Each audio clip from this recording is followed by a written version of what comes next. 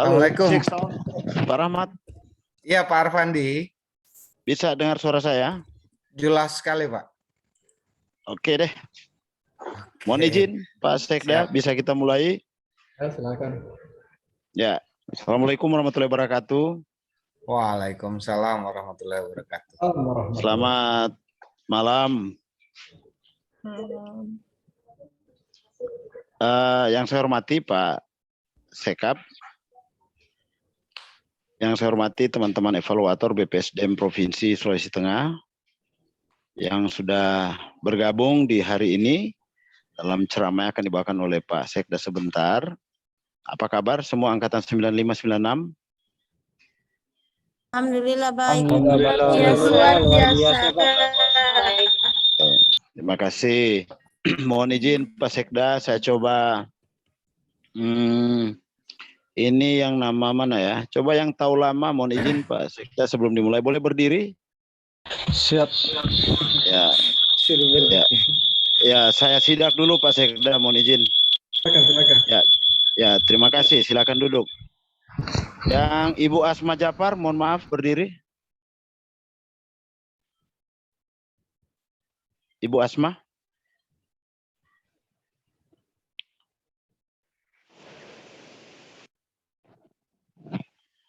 Bisa ya? Halo. Iya Pak. Terima kasih. Silakan duduk. Wah, sehat Bu ya? Selamat ya. Terima kasih. Ya, terima kasih Pak Sekda sudah meluangkan waktu untuk bersama kami. Mohon maaf saya on dari perangkat HP ini Pak Sekda, tapi ada 2 perangkat, saya ada masalah audio. Nah, untuk mempersingkat waktu, saya perkenalkan kepada seluruh CPNS Latsar 2021. Pak Sekda mohon izin, ada 2 angkatan 9596 dan berdasarkan partisipan yang saya monitor semua hadir Pak Sekda. Ada 73 orang plus evaluator dan kami pejabat di BPSDM, BKPSDM Kabupaten Buol. Hari ini kita bersyukur kita akan mendapatkan menerima ceramah dari Pak Sekda dengan judul Etika dan Integritas ASN. Untuk lebih efektifnya waktu, saya persilakan Pak Sekda untuk bisa memulai kegiatan ini. Namun sebelumnya Ibu Dini, mana Ibu Dini, Ketua Kelas Kelompok 96? Siapa? Angkatan 96. Ya, silakan memulai pembelajaran. Silakan. Begitu ya Pak Rahmat ya. Saya kembalikan ke Pak Rahmat dulu. Betul Pak, silahkan melapor yang terima Pak Sekap. Nih, Ya. silakan. Perhatian. Duduk siap, gerak. Lapor peserta pelatihan dasar CPNS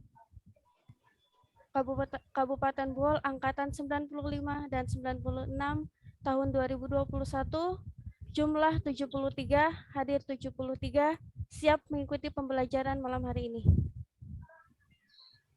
Silakan. Sebelum kita memulai pembelajaran pada malam hari ini, marilah kita berdoa menurut keyakinan kita masing-masing. Berdoa dimulai.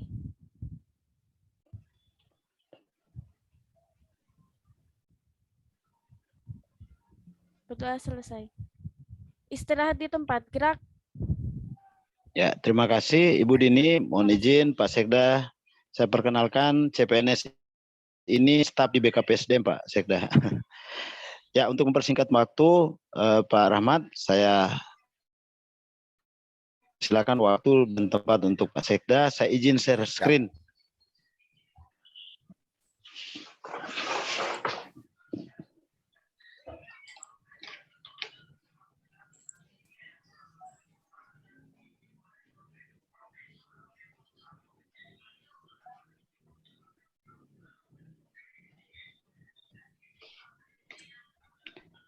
Halo. Iya Pak. Ya, mohon izin sabar sebentar Pak. Ya, co-host saya Pak Rahmat ya.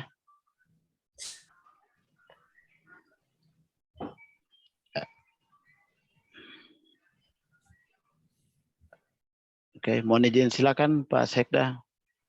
Baik, terima kasih. Assalamualaikum warahmatullahi wabarakatuh. Waalaikumsalam warahmatullahi Waalaikumsalam wabarakatuh. warahmatullahi wabarakatuh. Waalaikumsalam warahmatullahi wabarakatuh.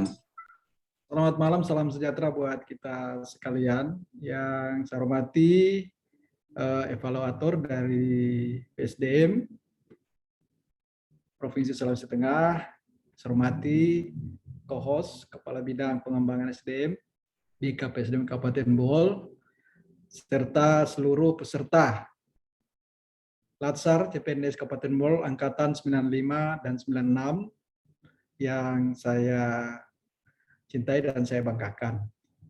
Alhamdulillah pada malam hari ini di pertemuan kedua dari saya selaku Sekretaris Daerah Kabupaten Bohol dimintakan untuk memberikan muatan dalam rangka pelaksanaan Latsar. Ya. Untuk kali ini materi yang menjadikan atau ceramah yang dibawakan atau dipercayakan oleh panitia Latsar adalah mengenai tentang etika dan integritas aparatur sipil negara. Next, Pak.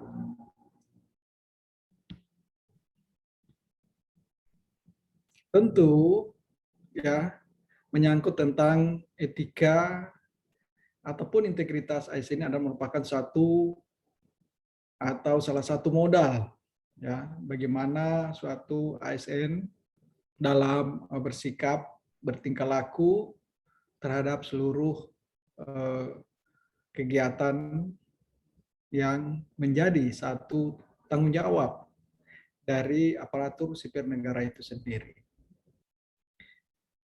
Para peserta tentu sudah memasuki dunia lingkungan pemerintahan. Ya. Tentu ini sangat berbeda pada saat adik-adik peserta Latsar, para CPNS yang ikut Latsar kali ini, tentu sangat berbeda dengan dunia atau lingkungan di saat dimana adik-adik masih menjalani pendidikan, ya, baik itu dari SD, SMP, SLTA, kemudian mengikuti pendidikan strata 1 di masing-masing perguruan tinggi yang sudah dilalui. Nah, begitu saudara-saudara atau adik-adik masuk dalam lingkungan pemerintahan, tentu merasa ada sesuatu, ya, hal yang menjadi perhatian dari adik-adik sendiri. Salah satunya adalah yang hampir dilupakan oleh setiap PNS, ya, adalah tentang etika, ya, tentang etika dan integritas. Ya. Kalau dalam kompetensi, ya, kompetensi seorang ASN tentu masalah integritas masuk di dalamnya. Ya. Selain profesionalisme, ya, integritas.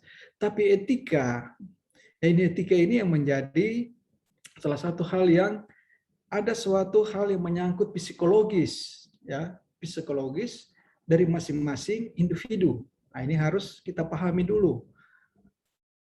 Nah, sehingga pada saat adik-adik semua masuk pada dunia pemerintahan, suatu lingkungan kerja yang di dalamnya dengan bermacam-macam, ya, bermacam-macam orang di dalamnya yang sudah lebih dulu menjadi pegawai negeri sipil, tentu akan menjadi satu hal yang perlu adik-adik ketahui.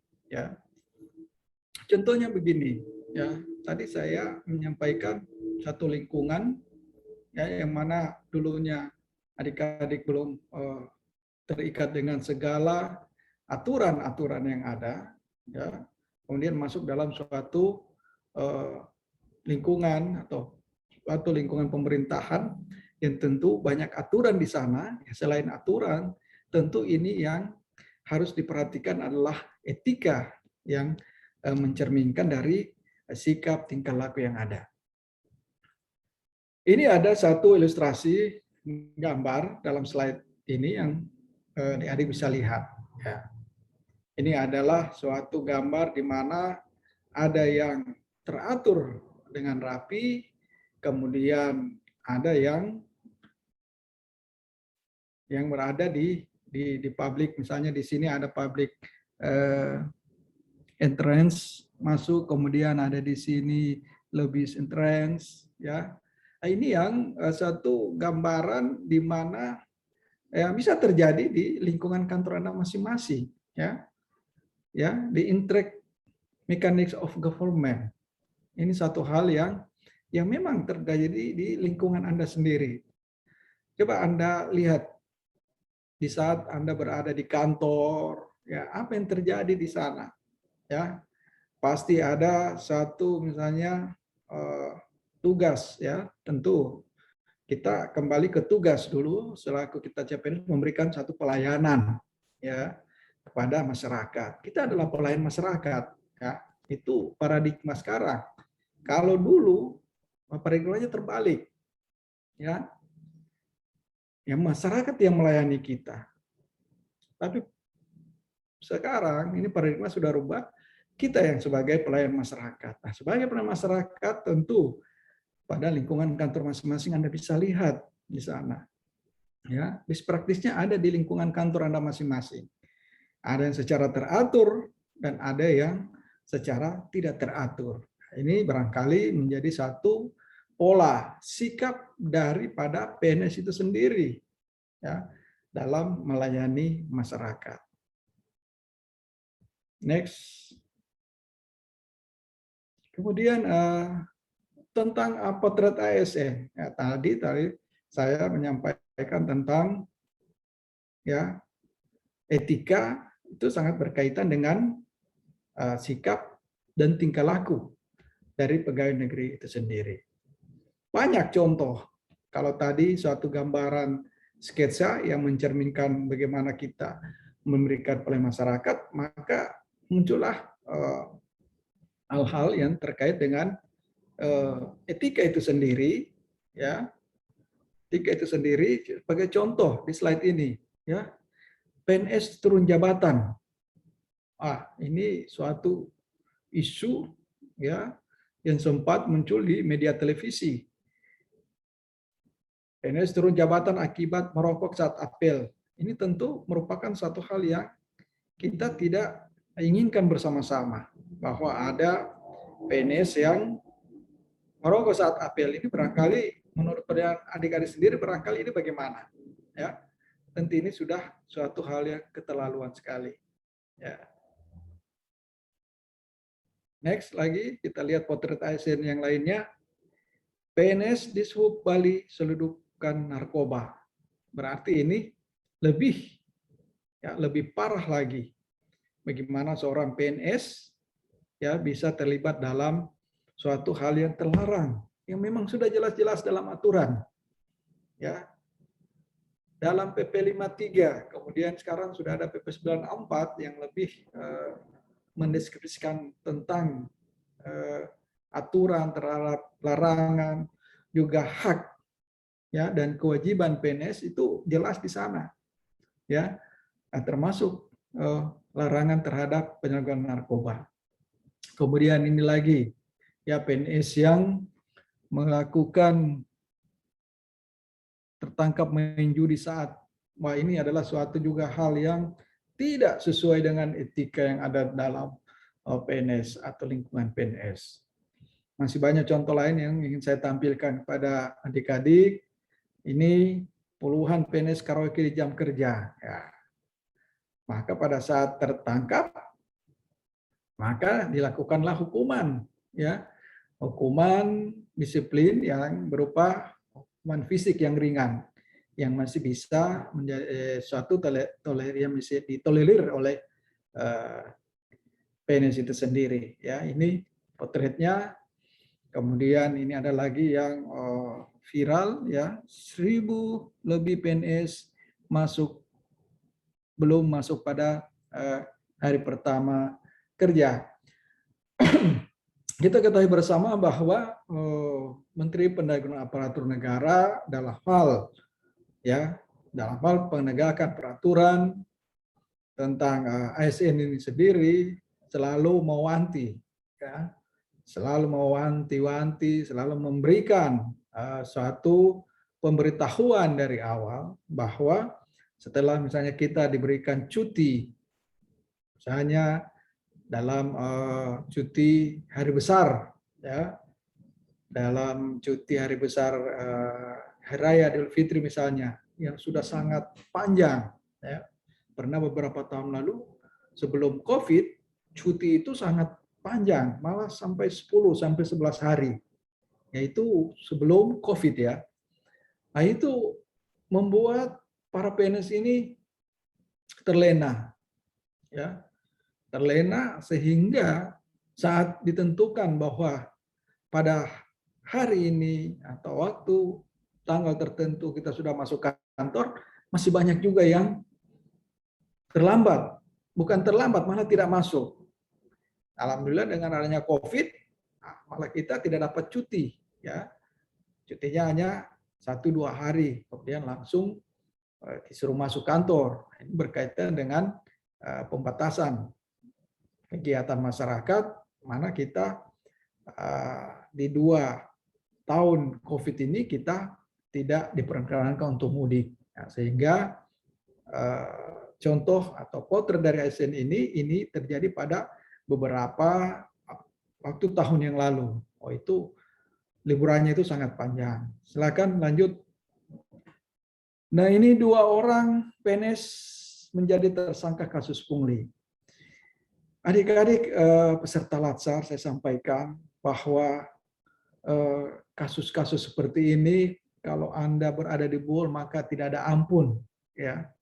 Kalau tertangkap terbukti tidak ada ampun, ya, bagi yang melakukan kasus pungli. Pimpinan kita, Bapak Bupati kita tidak mau ya ada PNS yang demikian. Demikian juga dengan yang terlibat dalam narkoba. Dalam hal-hal pelanggaran itu menjadi satu hal yang akan menjadi perhatian dari pimpinan, ya. Perhatian, pasti Anda akan dijatuhi hukuman. Pasti Anda akan dijatuhi hukuman. Lanjut, next. Ya, ini lagi salah satu potret yang juga menjadi hal yang juga secara etika tidak bagus, ya. Dan ini menjadi suatu perhatian dari pemerintah di Kabupaten Bohol. Ya, adik-adik ketahui bahwa tingkat masalah seperti ini di Kabupaten Bohol itu sangat tinggi. Saya secara terbuka saja menyampaikan sehingga adik-adik mesti ketahui dan adik-adik peserta harus waspada, hati-hati terhadap hal-hal seperti ini, ya. Tingkat perceraian juga di lingkungan PNS juga sangat tinggi. Nah, ini menjadi satu pekerjaan rumah yang sangat besar untuk kita tuntaskan. Saya selaku sekretaris daerah dalam memberikan suatu keputusan misalnya, ya, misalnya satu perceraian itu harus melalui beberapa tahap. Nah, terakhir itu di tangan Sekda, di tangan Polpen saya yang menandatangan itu perceraian bisa terjadi. Itu alangkah sesuatu hal yang tidak mengenakan bagi saya. Sehingga saya sering menyampaikan ke seluruh PNS untuk tetap jangan sampai terjadi hal-hal yang disharmonis dalam keluarga. Apalagi sampai terjadi perselingkuhan, mengakibatkan perceraian. Saya paling sangat memberatkan, ya, sebagaimana kita umat beragama tentu kita ketahui bersama bahwa dalam Islam itu sesuatu yang sangat dibenci, ya, oleh Allah Subhanahu wa taala adalah perceraian, ya. Jadi jangan coba-coba untuk berselingkuh dan lain-lain sehingga bisa membuatkan disharmonisasi rumah tangga dan terjadilah perceraian. Ya, saya ingatkan kembali bahwa di Bohol sangat tinggi. Kita lanjut, ini adalah potret ASN di Solo, ya. Gibran, salah satu kepala daerah yang kemarin terangkat terkait pencopotan guru karena menjadi pelakor. Masih berhubungan juga dengan slide yang sebelumnya, ya, selingkuh, kemudian ini pelakor, ya, pelakor. Nah, kita ketahui bersama ini juga satu hal yang tidak cukup bagus. Lanjut, Pak, slide-nya berikut tentang PNS terlambat layanan terhambat, layanan samsat terlambat dimulai. Ya, ini juga yang menjadi salah satu hal yang sangat tidak beretika sekali. Kita sudah ketahui ketentuan jam kerja, pelayanan. Ya, kalau seorang petugas misalnya, ya, saya sampaikan petugas karena kita pelayan, ya. Kita pelayan yang memberikan suatu tanggung jawab tugas. Nah, sehingga saya sebut ini adalah petugas. Ya, kalau gambaran di sini karena dia terlambat maka terjadilah antrian yang banyak. Ya, orang menunggu dan lain-lain. Ya, ini bisa saja terjadi di tempat pelayanan publik. Misalnya di puskesmas, di rumah sakit dan lain-lain. Nah, termasuk gambar yang hari ini ada di Samsat, ya. Nah, ini barangkali yang harus menjadi salah satu tekad kita bersama, ya, selaku CPNS yang nanti akan menjadi PNS untuk bertekad memberikan suatu pelayanan yang prima buat masyarakat karena kita PNS adalah sebagai pelayan masyarakat. Lanjut. Kemudian ini ada juga diduga gelar karaoke saat pandemi, PNS di Bandung terancam kena sanksi. Ya, ada 2.000-an kasus pelanggaran PNS. Jadi begini, ya, adik-adik Latsar disampaikan bahwa terkait dengan etika, ya, maka kalau kita melanggar etika berarti ada satu sanksi, ya, yang menunggu. Nah, sanksi ini tentu terdapat dalam aturan-aturan yang ada. Ya.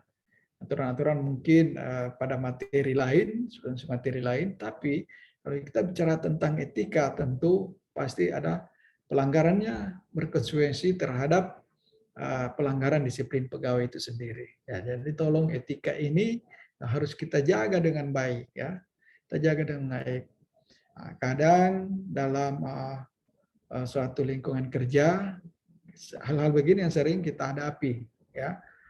Etika tentu akan berkaitan dengan sikap tentu berkaitan dengan mental, berkaitan dengan sikap dan tingkah laku kita sehari-hari dalam mencerminkan pelayanan pada masyarakat, barangkali gitu singkatnya. Lanjut.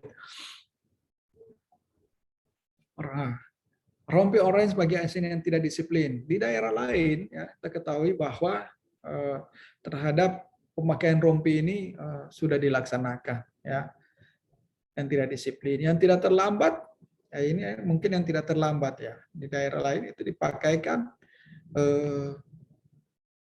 rompi, ya, rompi kadang terus saya terlambat, nah, ini dipakai selama hari itu sehingga akan menjadikan contoh bagi pegawai lain untuk jangan berbuat demikian, berarti memberikan efek jerah agar orang lain atau PNS untuk tidak mengikuti hal-hal yang tidak bagus. Ya. Bapak Ibu sekalian, peserta Latsar yang saya cintai dan saya banggakan, terkait dengan statistik, ya, PNS Buwol yang dijatuhi hukuman disiplin berdasarkan PP 53 2010 tahun 2020. Kita punya data yang sangat cukup, ya, cukup banyak, ya. Ini ada hukuman pendisiplin yang terdiri dari ringan, sedang, dan berat. Ya. Itu teguran lisan. 1, ya, teguran tertulis 18. Pernyataan tidak puas tidak ada. Kemudian untuk jenis hukuman disiplin sedang, penundaan berkala 12 bulan ada 2, penundaan kenaikan pangkat 12 bulan ada 10, penurunan pangkat 12 bulan tidak ada. Dan yang paling berat adalah penurunan pangkat 3 tahun, 1, pemindahan dalam rangka penurunan jabatan 2, pembebasan dari jabatan 3. Ya, dan pemberhentian dengan hormat tanpa Tidak atas permintaan sendiri, Pak. Oh ya, tanpa atas permintaan sendiri. Ya, ini tidak ada. Jadi ini diangkat 2020 ya.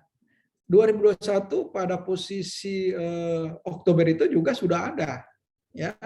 Mungkin hampir mendekati data juga ini. Ya. Itu pada PP 53. 3 minggu lalu keluarlah PP 94 tahun 2021 yang mengganti PP 53. Ini lebih berat lagi, Bapak Ibu sekalian. Ya. Teguran lisan itu harus dilaksanakan. Apabila teguran lisan itu tidak dilaksanakan oleh atasan langsung, maka atasan langsung itu juga diberikan hukuman yang sama dengan si pembuat yang dijatuhi hukuman. Ya, tolong perhatikan atau baca kembali regulasi baru terhadap PP 94. Ya. Ini yang menjadi salah satu PP yang saya lihat ini barangkali dalam rangka meningkatkan ya disiplin.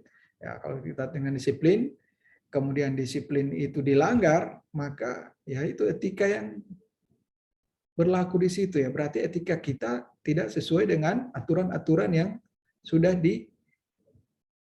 digariskan di situ. Ya.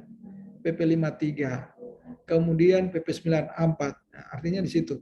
Nah, kalau adik-adik di PP 53 itu akumulasi kehadiran sampai 45 hari, maka di PP 94 10 hari berturut-turut adik-adik sudah bisa diberhentikan dari pegawai negeri. Ya. Kalau yang 53 45 hari. Masih banyak lagi hal-hal yang ada di 94. Di 53 tidak mengatur tentang pelanggaran disiplin yang berhubungan dengan pemotongan tambahan penghasilan pegawai TPP, tapi di 94 itu sudah berbicara tentang hal itu.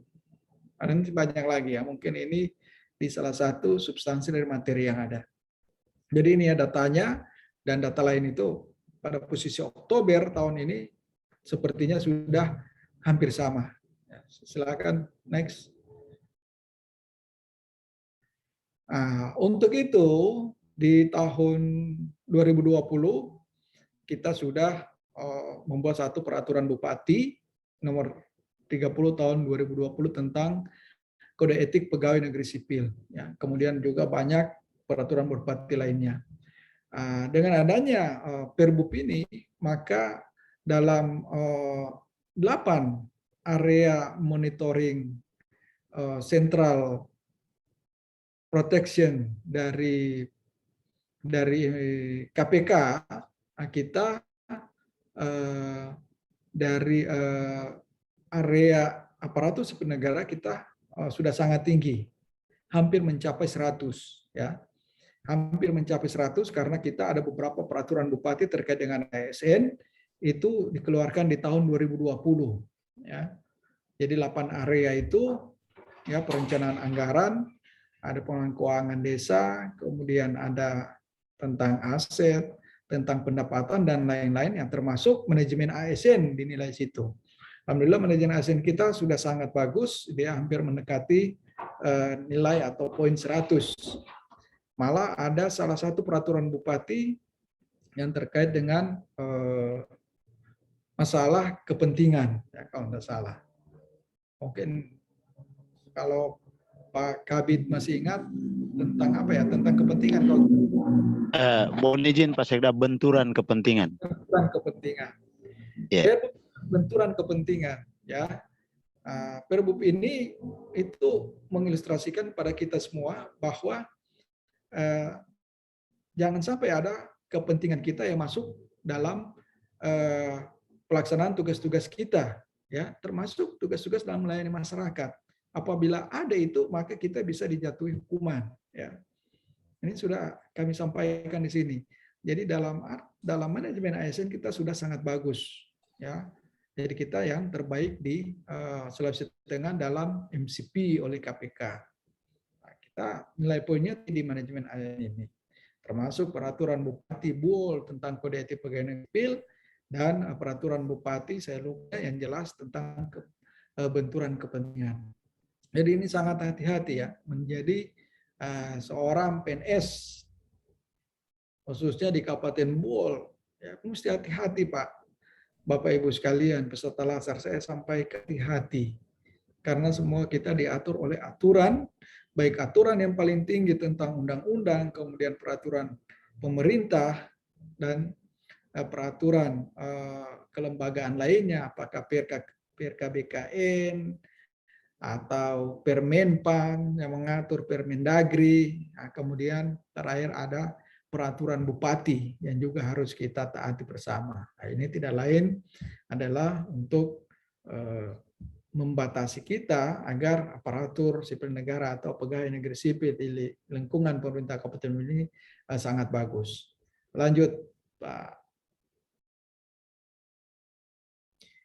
Nah, sekarang kita masuk pada substansi daripada etika itu sendiri, yang secara etimologi yaitu adalah etika biasanya dianggap sebagai satu sistem sosial atau kerangka kerja untuk perilaku yang dapat diterima.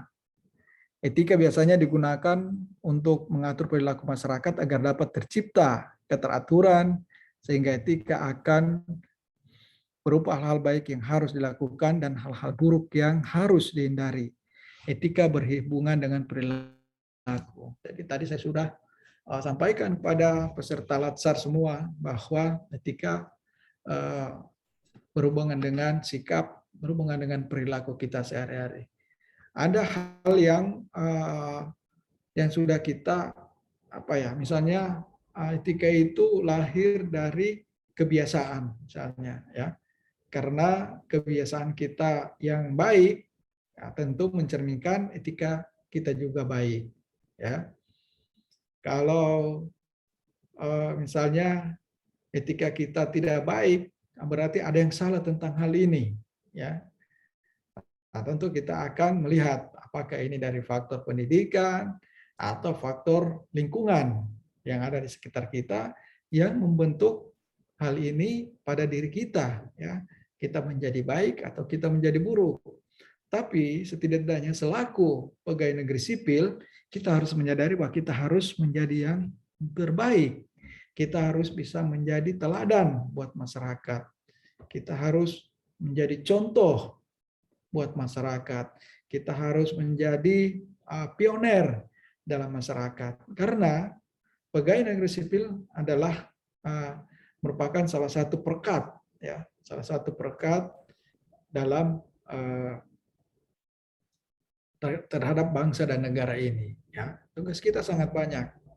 Bukan karena sudah PNS kemudian kita saya sudah PNS, tapi mengabaikan hal-hal yang berkaitan dengan sikap perilaku yang tentu ini membawa kita pada etika yang tidak sesuai dengan lingkungan atau tempat kita berada. Jadi ya etika ini memang sangat-sangat penting ya bagi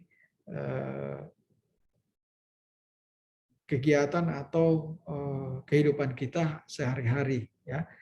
Etika juga bukan saja nanti karena kita sebagai PNS, tentu tidak ya. Kita sebagai anggota masyarakat juga tentu harus menyesuaikan dengan kondisi yang ada di masyarakat itu. Barangkali ini terkait dengan etika ya, yang saya dianggap sebagai suatu sistem sosial.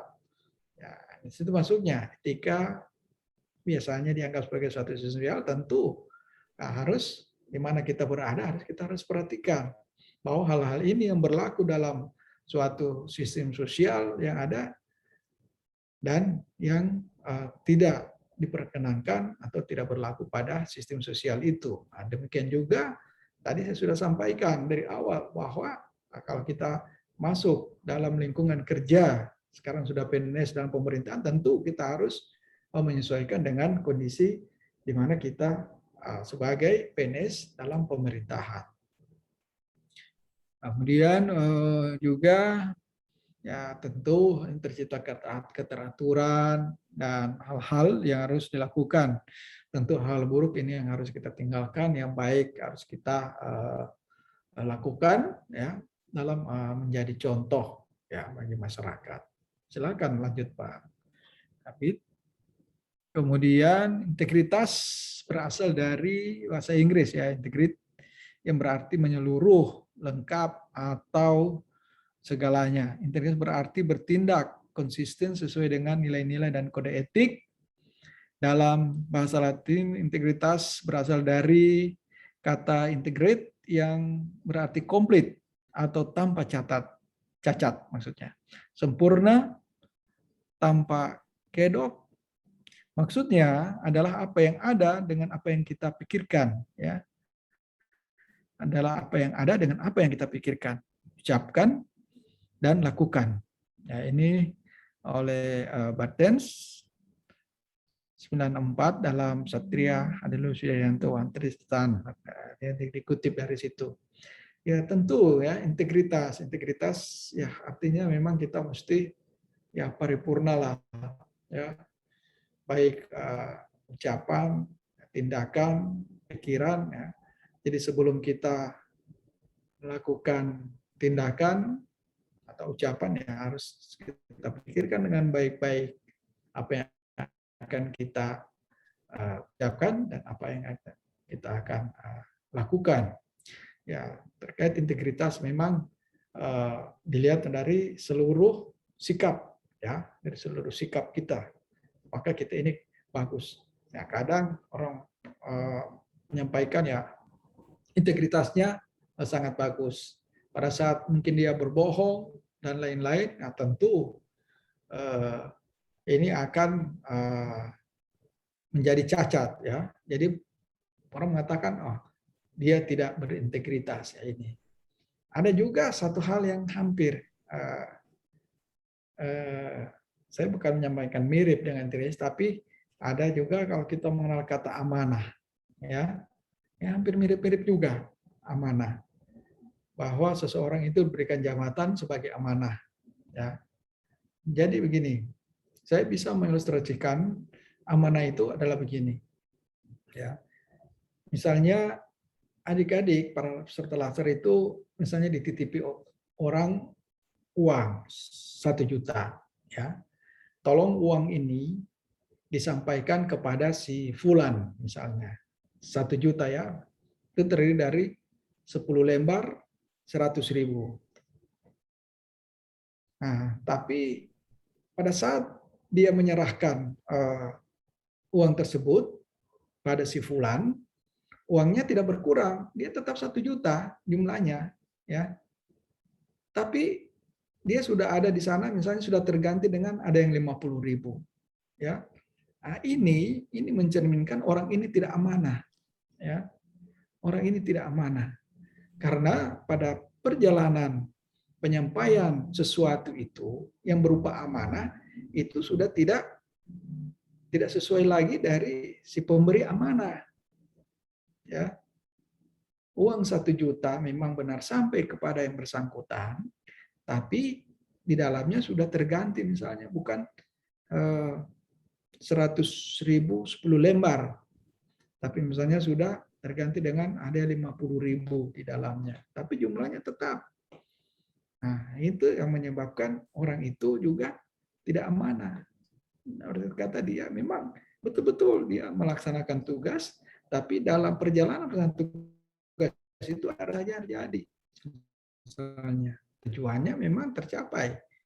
Gitu ya. Integritas, amanah, ini yang sering Anda pasti akan dengar di lingkungan kerja Anda sendiri nanti. Nah, lanjut, Pak. Kemudian untuk pegawai aparatur sipil negara yang selanjutnya disebut pegawai atau ASN adalah pegawai negeri sipil dan pegawai pemerintah dengan perjanjian kerja yang diangkat oleh pejabat pembina kepegawaian dan diserahi tugas dalam suatu jabatan pemerintahan atau diserahi tugas negara lainnya. dan digaji berdasarkan peraturan perundang-undangan sesuai pasal dan undang-undang yang ada, yaitu kita ketahui semua bahwa berdasarkan Undang-Undang Nomor 5 Tahun 2014 tentang aparatur sipil negara. Ya, tentu Anda sebagai pegawai negeri sipil tentu sudah mengetahui ini ya, mengenai tentang Undang-Undang Nomor 5 itu menyangkut aparatur sipil negara dan terdiri dari pegawai negeri sipil dan P3K, pegawai pemerintah dengan perjanjian kontrak. Alhamdulillah pada tahun ini penerimaan seleksi calon ASN yaitu sudah sesuai, ya, sudah sesuai. Jadi sekarang calon ASN berarti terdiri dari calon PNS dan calon P3K yang kemarin ini sudah dilaksanakan seleksinya, ya. Seleksinya sudah dilaksanakan untuk tahap untuk PNS ya, dan P3K non guru itu sudah dilaksanakan. Sekarang tinggal satu tahap lagi yang ada, yakni tentang kemarin seleksinya adalah standar kompetensi dasar. Kita sudah laksanakan di Kabupaten Bohol dari tanggal 14 sampai dengan tanggal 20 September. Dengan sistem computerized assessment test yang tentu ini adalah suatu sistem ya, suatu sistem yang memang diciptakan oleh Badan Kepegawaian Negara yang sangat transparansi dan akuntabel. Ya. Mengapa saya sampaikan di sini? Saya garis bawahi kembali, dia sangat transparansi. Transparansinya di mana? Transparansinya di sana, ya. Kalau Anda CPNS sekarang, berarti tahun lalu sudah mengikuti ini CAT, ya. Itu tanpa Anda sadari bahwa di luar itu sudah dipantau, dimonitoring oleh banyak orang. Real time. Itu nama Anda itu bergantian. Ada urut 1, urut 2, urut 3, tiba-tiba naik ke urut 2, urut 1, itu saling bergantian sesuai dengan seleksi yang ada, baik itu tes wawasan kebangsaan, intelijensia, dan sikap, ya. Itu naik turun nilainya, ya. Di situ transparansi, semua orang bisa memonitoring terhadap pelaksanaan itu. Nah, terkait dengan akuntabel itu bisa, artinya dapat dipertanggungjawabkan hasilnya. Nah, buktinya Anda semua itu hadir sudah mengikuti latsar, ya. Dan Kabupaten Bohol ini sudah kesekian kali melaksanakan itu, dan malah kita 2019 mendapat penghargaan terbaik dalam pelaksanaan tes seleksi CPNS melalui CAT. Karena kita telah memenuhi syarat dari Badan Kepegawaian Negara ya, sebagai pelaksana mandiri. Pelaksana mandiri maksudnya di sini adalah bahwa kita sudah bisa melaksanakan sendiri karena kita mempunyai sarana dan prasarana yang sudah memenuhi syarat untuk itu, ya. Komputernya ready sekian banyak, ruangannya juga sekian banyak ada. Sehingga dalam seleksi CASN atau yang sebelumnya tahun lalu CPNS itu BKN mempercayakan kepada kita sebagai pelaksana mandiri, dalam arti kata bisa dilaksanakan dan BKN langsung yang melaksanakan, datang, ya. Pemerintah daerah dalam ini Badan Kepegawaian hanya menyiapkan, ya. Saya ulangi lagi bahwa pemerintah daerah dalam hal ini BKPSDM hanya menyiapkan sarana dan prasarananya, yaitu komputer dan ruangan, ya. Pengawasan baru terkait dengan sistem, terkait dengan bentuk suasana itu adalah merupakan kewenangan dari pusat, dalam hal ini BKN, ya. Jadi pemerintah kabupaten atau pemerintah daerah Kabupaten Bohol itu tidak ada selain menyiapkan daripada ruangan dan komputer, ya.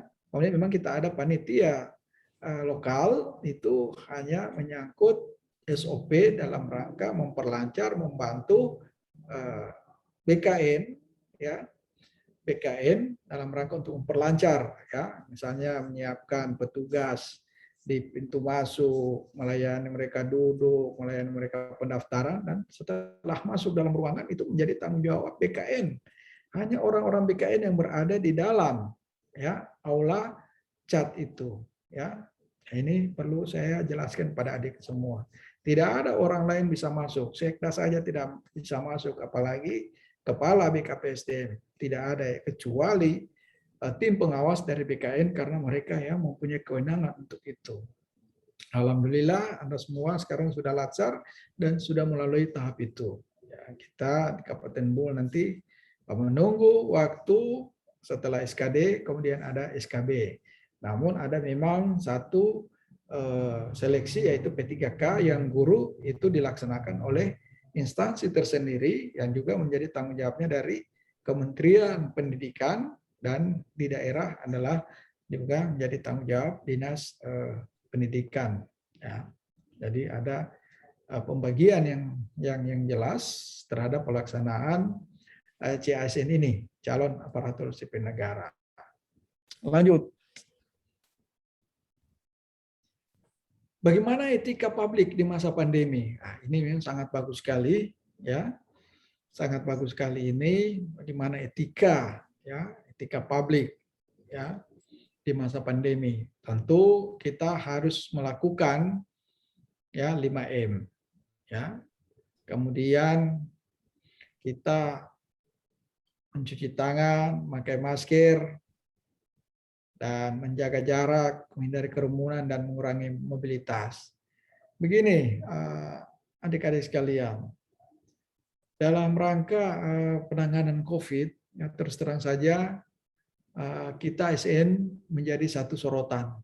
Ya. Mengapa saya sampaikan menjadi satu sorotan? Karena masih ada juga ASN yang tidak beretika. Mengapa saya sampaikan ASN tidak beretika? Ya, karena mereka tidak menjadikan satu atau menunjukkan suatu perilaku, suatu sikap yang tidak menjadi contoh dari masyarakat, ya, dari orang banyak. Nah, justru ASN itu sendiri berarti ini sangat tidak beretika sekali. Ya, misalnya memberikan contoh tidak memakai masker, ya, di lingkungan kerjanya maupun di lingkungan masyarakat, di jalan dan lain-lain, atau ke mana ya, ke tempat ibadah, ya. Kemudian juga tidak menjaga jarak, misalnya. Kemudian kita harus menghindari kerumunan, ya, dan harus mengurangi juga mobilitas. Ini banyak ASN yang sempat, ya, saya sampaikan di sini bahwa banyak, ada beberapa sih, bukan banyak, ada beberapa ASN yang demikian itu, ya, sehingga berhubungan kembali dengan pelanggaran, ya, karena etika yang ditunjukkan di publik tidak bagus, kemudian ada laporan dari masyarakat, dari foto-foto atau bukti yang ada, maka ASN tersebut dipanggil, diundang, di BAP oleh BKPSDM, kemudian dijatuhi hukuman sesuai dengan pelanggaran yang dilakukan. Jadi kami sangat mengimbau bahwa adik-adik selaku CPNS, ya, harus memberikan contoh yang baik terhadap pelaksanaan di masa pandemi COVID-19 ini. Dalam kaitan juga itu, kita setelah ini melakukan 5M, ya, kemudian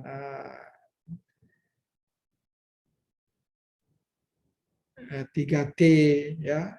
3T maksudnya sini kita melakukan testing, ya. Berarti kita harus siap selalu di rapid antigen, ya. Kemudian T berikutnya adalah tracking, ya.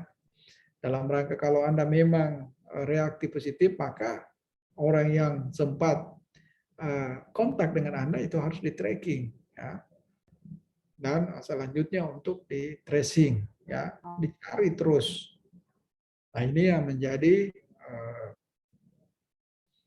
suatu contoh suatu keharusan bagi seorang PNS ya dalam memberikan suatu contoh yang beretika terhadap publik.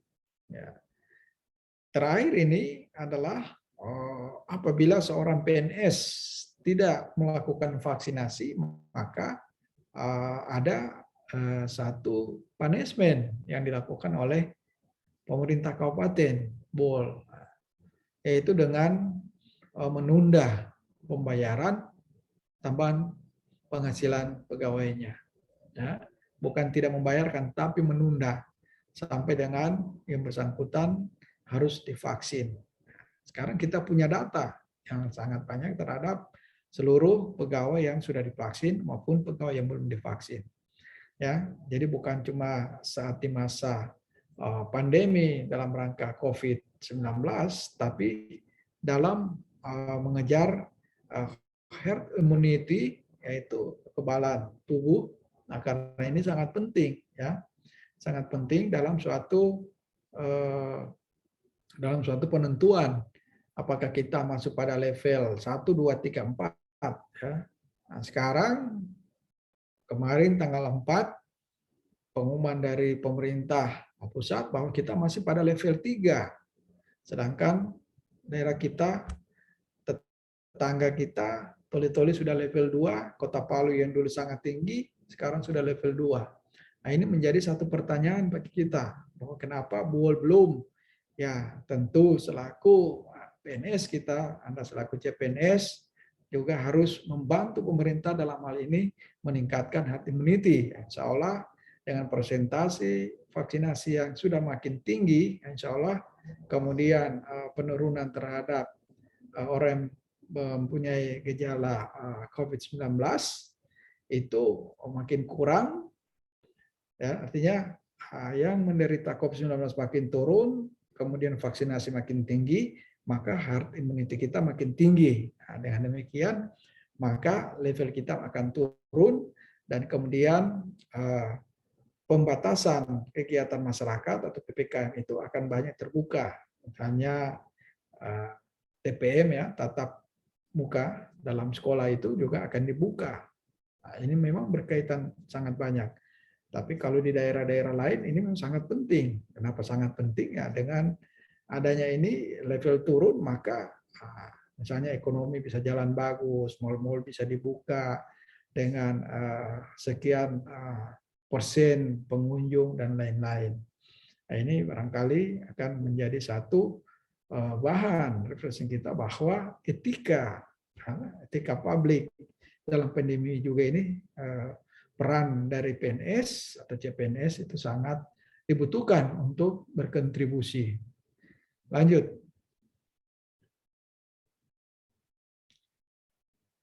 Ada suatu hal yang menjadi satu bisa contoh ya yang ada di lingkungan PNS ya sekian juta di Indonesia ya nggak salah sekitar 4 juta PNS yang ada di Indonesia yang tersebar di seluruh kementerian, lembaga dan pemerintah daerah. Ada nilai-nilai yang di salah satu kementerian, kita ambil contoh ini Kementerian Keuangan terkait dengan integritas ya, yaitu di mana berpikir, berkata, berperilaku dan bertindak dengan baik dan benar serta memegang teguh kode etik dan prinsip-prinsip moral ya. Nah, ini barangkali contoh di Kementerian Keuangan.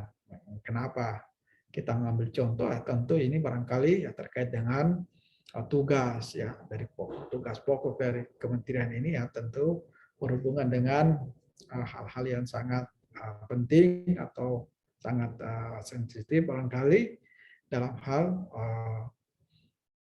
terkait dengan integritas ya. Tapi kita juga harus ingat ya bahwa tunjangan tambahan penghasilan ya sudah di kementerian ini sangat tinggi ya, sangat tinggi. Kenapa sangat tinggi? Karena di sana ada satu risiko ya. Artinya sesuatu integritas yang sangat tinggi yang dibutuhkan karena berkaitan dengan keuangan. Di mana-mana kalau kita lihat hal-hal yang berhubungan dengan keuangan itu pasti satu hal yang mana ya, orangnya mungkin mesti sangat hati-hati, orangnya mesti sangat bertanggung jawab dan lain-lain sebagainya, sehingga dia hati-hati, dia bertanggung jawab dan lain-lain, itu ya itu integritas masuk di dalamnya, ya, suatu integritas. Integritas ini tentu akan dibayar apa ya? Kalau saya di follow-kan mempunyai nilai, mereka sangat tinggi, ya. Tambahan tunjangan penghasilan mereka itu sangat tinggi. Di Kementerian Keuangan itu kita tahu ada Direktorat Pajak, ya. Direktorat Pajak itu godaannya sangat tinggi, ya. Mungkin kita tahu pada 10 tahun lalu misalnya ada salah satu, saya sebutkan nama seorang pegawai di Kementerian Keuangan, Dirjen Pajak, namanya Tangkayus, ya. Dia hanyalah seorang pegawai golongan 3, ya, tapi dia adalah dia berada pada posisi yang mengelola pajak, ya. Bagaimana suatu perusahaan itu bisa membayar pajak besar atau kecil, ya bisa melalui tugasnya dia. Nah, sehingga kasihan juga ya, karena banyak godaan, ya, maka terlibatlah dia dalam suatu integritas yang tidak bagus, yang sampai sekarang tentu masih dalam menjalani hukuman, ya, tentang Gayus, ya, bagaimana perjalanan di penjara dia bisa kemana-mana, ya, terkait dengan integritas. Dia bisa nonton tenis di Bali, ya, dengan membayar petugas. Dia bisa ada di Singapura, ya, karena salah ditangkap di mana ya dia di Singapura. Dia bisa ke mana ya, ke Brasil dan lain-lain. Ini adalah suatu hal yang barangkali, ya, di sana integritasnya yang bagus, tapi pada saat ada sesuatu PNS yang mempunyai integritas tidak bagus, maka ya bisa membawa juga dampak bagi institusi bersangkutan. Itu satu contoh, ya, contoh sangat besar. Nilai Kementerian Keuangan ini memang sudah sangat tinggi ini, ya, sangat tinggi nilainya. Tapi ya begitulah. Next. Ya, ini integritas, ya, integritas, mengukur integritas seseorang. Ya, di sini integritas ya bisa identik dengan kejujuran, ya. Kita kalau pengetahuan kita semua barangkali itu pasti integritas identik dengan kejujuran, ya. Sebenarnya masih ada lagi nilai-nilai lain yang berhubungan dengan integritas ini, ya. Selain kejujuran, ada kepatuhan, ya, terhadap ketentuan dan peraturan, ya, kepatuhan. Kemudian kemampuan dalam bekerja sama, ya, ini juga masuk dalam suatu bagaimana kita mengukur integritas, ya, dari seseorang. Kemudian pengabdian kepada masyarakat, bangsa dan negara. Jadi kalau kita sudah menyebutkan integritas, maka semua himpunan daripada kejujuran, kepatuhan, kemampuan kerjasama maupun pengabdian itu sudah menjadi satu.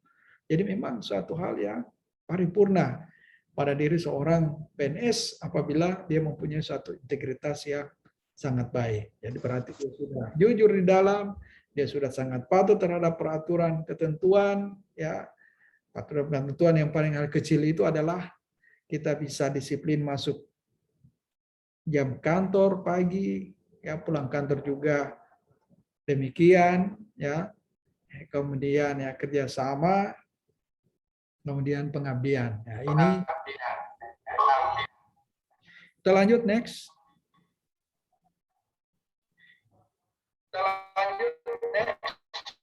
Nah, ini ada ASN yang berprestasi yang mungkin kita merupakan satu best practice yang bisa kita lihat.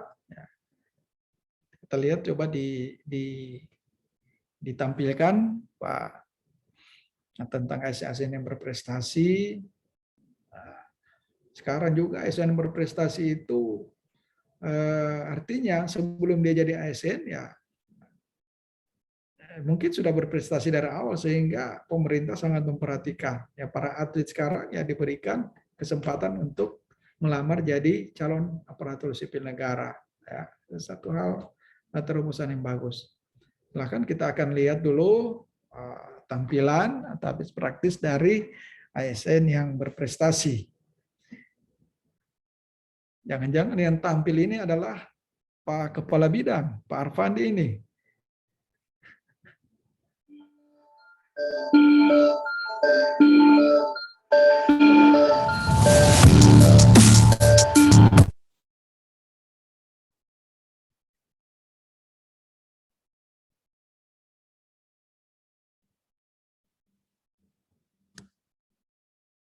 Sabar.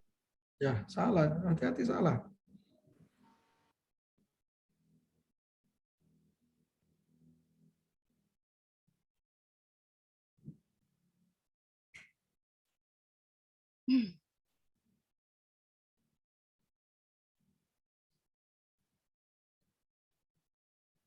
Bagaimana, Pak Arfandi? Apa bisa ditemukan? Bisa Pak, bisa. Mohon izin sebentar Pak.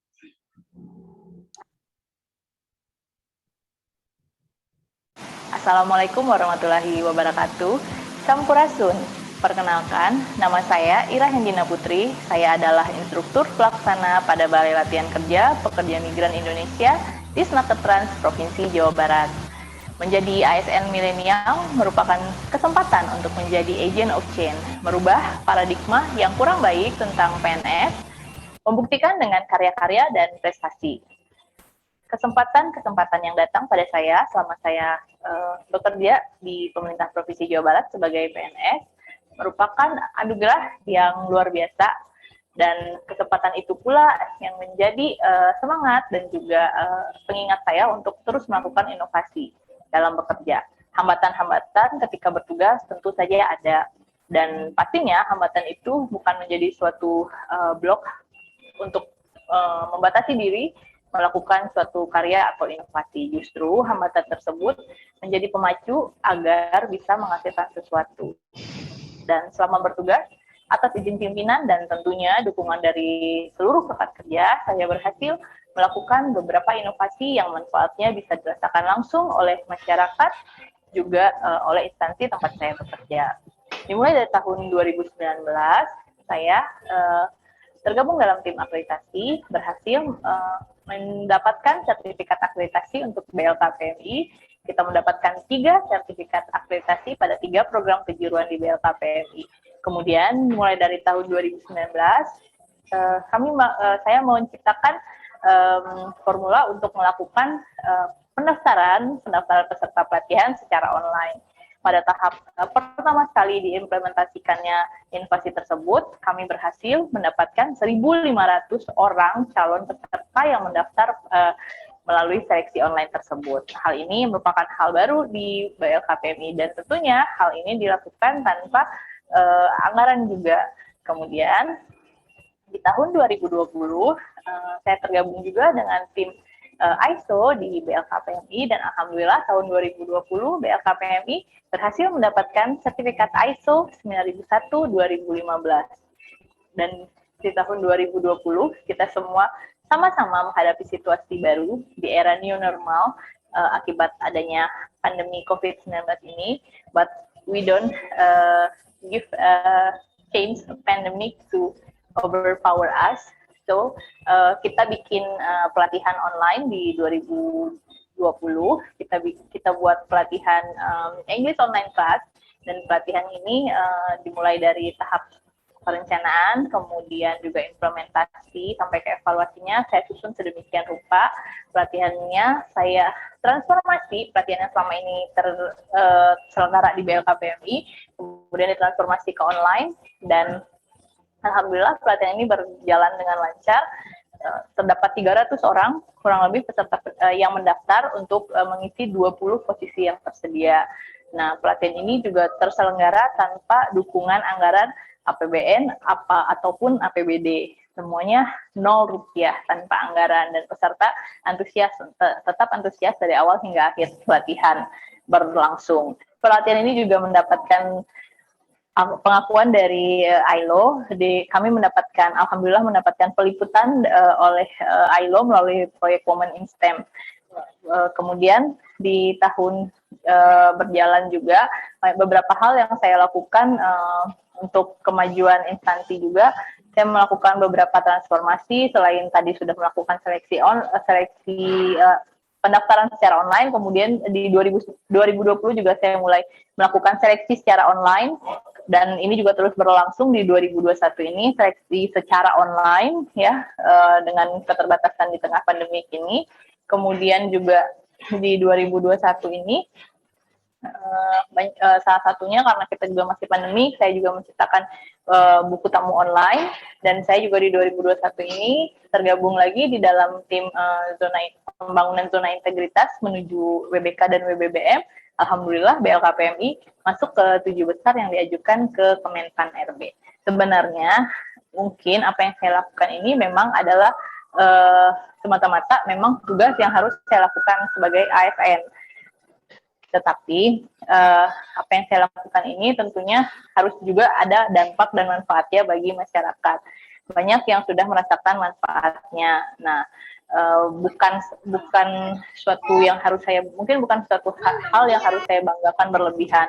Tetapi jika ini bisa menjadi motivasi bagi semua orang, terutama rekan saya sebagai ASN, untuk membuktikan kepada masyarakat bahwa kita sebagai PNS, sebagai ASN, terutama ASN Jawa Barat, adalah ASN yang berkualitas dan bisa menghasilkan banyak hal, berinovasi dalam banyak karya, agar bisa memberikan manfaat dan dampak langsung kepada masyarakat. Sekian dari saya, mudah-mudahan ada manfaat yang bisa diambil. Terima kasih. Assalamualaikum warahmatullahi wabarakatuh. Assalamualaikum warahmatullahi wabarakatuh. Nama saya Dr. Eni Rohaini, biasa dipanggil dengan Dr. Cinta. Saya Kepala Bidang Kesehatan Masyarakat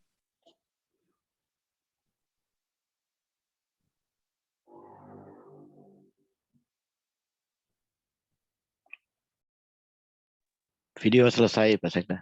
Oke, baik. Para peserta Latsar, tadi kita sudah melihat video terhadap ASN yang berprestasi. Ya, ini sangat bagus. Ya, saya ingin mengangkat sedikit terkait dengan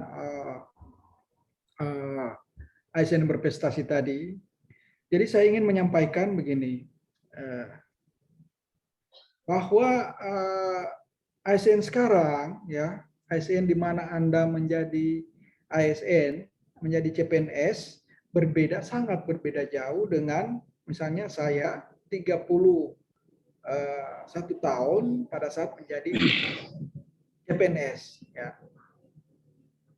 Kenapa saya sampaikan demikian? Demikian juga mungkin orang yang terangkat sebelumnya juga, ya.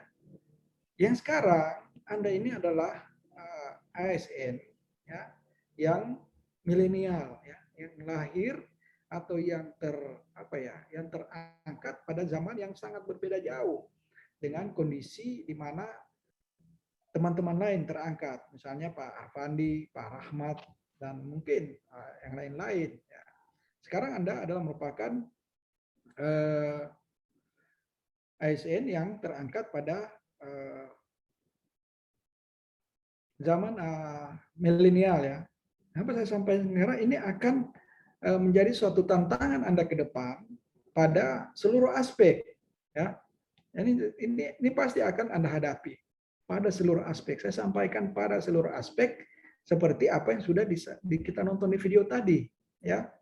Artinya gambaran di video tadi itu, ya, itu sudah mengarah ke sana, ya. Anda harus berinovasi di dalamnya. Tadi yang video pertama itu inovasinya sudah sangat bagus, ya. Dia bisa berperan di unit kerjanya, ya, dengan inovasi yang ada, kemudian ada hal-hal yang dia lakukan, ya.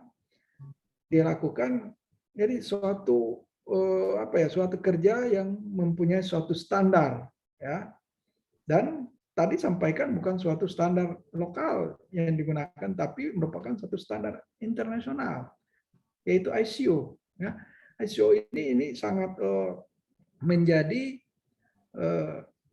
suatu ketentuan yang sudah diakui oleh internasional apabila kita sudah mendapatkan predikat itu. Jadi bukan di tahap lokal lagi, ya.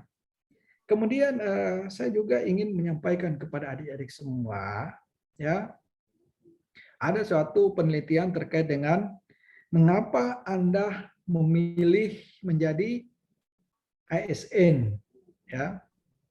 Ini hasil survei oleh dari Menpan, oleh Deputi, bahwa sudah dilakukan penelitian mengapa orang memilih menjadi ASN, ya. Maksimal orang akan disuruh pilih 3 jawaban, ya. Ternyata ternyata yang paling tinggi alasan mengapa orang memilih ASN, pertama, ingin berkontribusi terhadap negara, ya. Ingin berkontribusi terhadap negara dalam arti ingin melakukan perbaikan pelayanan pada masyarakat. Itu dia mencapai hampir 84,3% ya dari responden yang sangat banyak. Kemudian yang peringkat berikut adalah bahwa alasan untuk menjadi ASN yaitu kesejahteraan. Ya. Peringkat berikut ya setelah pertama pengabdian, peringkat berikut adalah kesejahteraan, yaitu karena ada gaji dan tunjangan. Kemudian ada jaminan pensiun. Ya, ini alasan orang menjadi ASN. Kemudian yang berikut adalah kesempatan untuk mengembangkan diri. Ya, kesempatan mengembangkan diri, kemudian adanya jenjang karir yang jelas, kemudian lagi kesempatan melanjutkan pendidikan, kemudian ada pekerjaan yang aman. Kemungkinan untuk di PHK sangat kecil. Ada yang menyampaikan demikian. Kemudian ada yang karena keinginan orang tua atau mengikuti kerabat. Kemudian ada yang menyatakan bahwa bergengsi, ya. Jadi ASN adalah bergengsi. Ya ini merupakan suatu informasi kepada Anda semua kenapa orang-orang memilih menjadi ASN. Tentu ini luar biasa bagus kalau kinerja juga bagus, ya. Misalnya Anda nanti bekerja tadi sebagaimana di video itu dia melakukan perubahan-perubahan, ya. Dia melakukan inovasi. Dia bukan saja berada pada suatu zona nyaman, misalnya. Ya. Maksudnya zona nyaman itu Anda sudah merasa puas diri Anda pada posisi tertentu, ya. Padahal di luar ini atau yang akan Anda hadapi ke depan adalah suatu tantangan yang sangat besar, ya. Yang pola sistem kerja itu akan berubah. Nah, contohnya saja di saat pandemi ini, ya, siapa yang mengsangka bahwa kita harus melakukan misalnya latsar ya dengan virtual, ya, itu tidak ada. Itu 5 tahun lalu orang tidak pernah berpikir demikian. 3 tahun lalu saja orang tidak pernah berpikiran demikian. Ya latsar kita harus klasikal, harus tatap muka, ya bukan distance learning demikian. Itu tidak ada orang pernah menyangka. Nah, apakah juga Anda tidak berpikir bahwa ke depan ini, ya, ke depan ini akan demikian, ya. Kemudian yang saya ingin sampaikan bahwa terkait dengan etika, maka ada satu efek domino dari ASN, ya. ASN yang tidak beretika atau katakanlah dia termasuk ya tidak profesional, ya. Dalam kata-kata kita ambil di sini adalah pertama ya katakan dengan etika, ya, ini pertama ASN itu tidak profesional. Kemudian dia birokrasi menyulitkan sebagaimana gambaran yang tadi dari awal. Kemudian ada dengan adanya demikian maka sektor ekonomi terhambat. Itu bisa demikian, ya. Kemudian pendapatan pajak tidak optimal, kesan ASN ini sulit ditingkatkan. Jadi ini adalah satu efek satu efek apa ya, efek yang artinya satu efek domino, katakanlah satu efek domino yang karena misalnya kita tidak beretika, ini mengakibatkan memang orangnya tidak profesional, nah, sehingga dia bisa berakibat lagi pada birokrasi menyulitkan, birokrasi dia persulit, ya, kemudian tentu mempengaruhi sektor ekonomi, ya, kemudian dari itu juga pajak misalnya tidak bisa ditingkatkan dan kesejahteraan ASN sudah ditingkatkan. Kenapa saya mengatakan demikian? Karena ini semua memang ada satu siklus yang harus apabila satu efek itu berpengaruh maka akan berpengaruh pada efek-efek lainnya. Tapi kalau ini bagus, ya, maka yang muncul ada multiplier effect, ya, multiplier effect. Nah, kalau tidak bagus, ya efek domino ini sangat berkaitan dengan yang lainnya. Saat misalnya PNS etikanya tidak bagus, maka otomatis dia, saya ulangi lagi, tidak profesional. Nah, dia mengganggu, menyulitkan birokrasi yang sudah jalan. Dengan adanya demikian, maka bisa saja sektor ekonominya terhambat, ya, karena dia memberikan pelayanan yang tidak bagus pada masyarakat.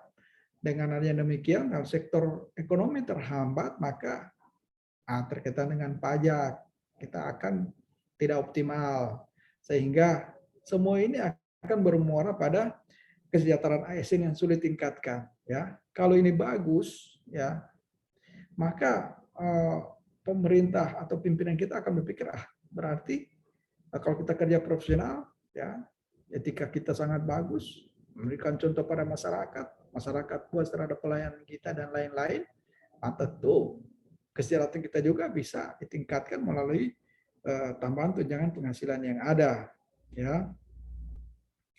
Kemudian tantangan, ya, yang tadi saya menyinggung tentang tantangan Anda, ya, yang akan datang. Tantangan Anda akan datang adalah tantangan dunia yang semakin yang istilahnya adalah triple disruption, ya. Pertama, triple disruption ini ada itu ketiga, ya, yang menjadi tantangan ke depan adalah teknologi, ya, di mana teknologi atau revolusi industri 4.0 itu menariknya pada eco society 5.0. Nah, itu kita sudah jalani sekarang itu, ya. Kalau tahun lalu orang berbicara tentang teknologi 4.0, sekarang kita sudah pada 5.0. Kemudian millennials, ya. Sekarang yang tadi juga saya sudah singgung bahwa Anda ini adalah CPNS yang terangkat pada zaman itu. Anda adalah ASN yang milenial. ASN yang milenial pasti Anda akan berkompetisi. Saya sampaikan, Anda akan berkompetisi. Ya, masing-masing Anda ini angkatan 96, 95, 96 itu masing-masing Anda harus berkompetisi. Ya, ke depan tantangan pasti akan lebih banyak. Karena semua Anda ini sudah melalui suatu seleksi menggunakan IT, ya. Di IT itu ada tes wawasan kebangsaan, ada tes tentang intelligence Anda, ya. Kemudian ada tes sikap, ya. Kemudian Anda dites lagi dengan kompetensi bidang. Berarti kalau kita bicara tentang bidang, maka profesionalisme ada di dalam, ya. Kalau profesional dalam tanpa didukung dengan etika yang bagus, maka tamatlah riwayat Anda. Ya, tolong dipahami betul itu. Baik apapun Anda, ya, sepintar apapun Anda, ya. Tapi kalau etika dan integritas tidak ada, maka nonsens. Ya, tidak ada apa-apanya Anda di pemerintahan. Kemudian yang terakhir adalah bagaimana Anda menyikapi pandemi COVID-19 ini, ya. Pandemi COVID-19 ini kita tidak tahu kapan akan berakhir. Kita tidak tahu kapan akan berakhir. Tapi yang perlu kita ingat sama-sama bahwa kita sebagai ASN, sebagai PNS, ya, dalam melaksanakan tugas, tentu Anda akan tetap dituntut untuk disiplin. Ya. Kemudian dengan disiplin Anda akan produktif. Berarti produktivitas Anda mesti ada, dan dari produktivitas itu maka menghasilkan satu kinerja yang baik. Ketiga ini mesti Anda pahami bahwa COVID-19 tidak membuat kita untuk tidak disiplin. Nah, makanya sesuai dengan surat terakhir, saya sudah melaksanakan apel pagi maupun apel sore. Karena kalau kita terlena dengan pandemi, maka kita tidak melakukan disiplin yang sangat bagus, maka ini sangat mempengaruhi tiga itu. Ya, tidak disiplin, produktivitas menurun dan tidak ada kinerja, maka pelayanan pada masyarakat kita tidak maksimal. Kemudian mempengaruhi atau ada efek domino yang terbawa pada segala segi aspek kehidupan yang ada, baik ekonomi ya, dan lain-lain. Muaranya pada kesejahteraan masyarakat, ya, termasuk kesejahteraan PNS itu sendiri. Terkait dengan ASN profesional, ya tentu ya, ini ASN profesional yaitu berorientasi pelayanan. Ya, saya sudah sampaikan bahwa kita adalah pelayan masyarakat. Ya, kemudian akuntabel, sesuatu harus kita bisa dapat bertanggungjawabkan, kemudian harus kompeten, ya kompeten, kemudian ciptakan suatu lingkungan yang sangat harmonis, lingkungan kerja, kemudian kita sering mengatakan loyal, ya kita harus loyal, ya apakah kita loyal kepada pimpinan, pada aturan. Nah, saya sampaikan nanti pada satu saat Anda itu akan berhadapan dengan kata loyal ini pada dua, ya, pada pimpinan dan pada aturan. Nah, kalau dalam dua pilihan begitu, mana yang Anda akan ikuti? Apakah loyal pada aturan atau loyal pada pimpinan? Ya, nanti Anda jawab sendiri. Kalau Anda sudah dapat jawabannya, nanti tolong datang ke saya, sampaikan sendiri ke saya bahwa saya akan loyal pada ini. Ya, tugas rumah ini ya.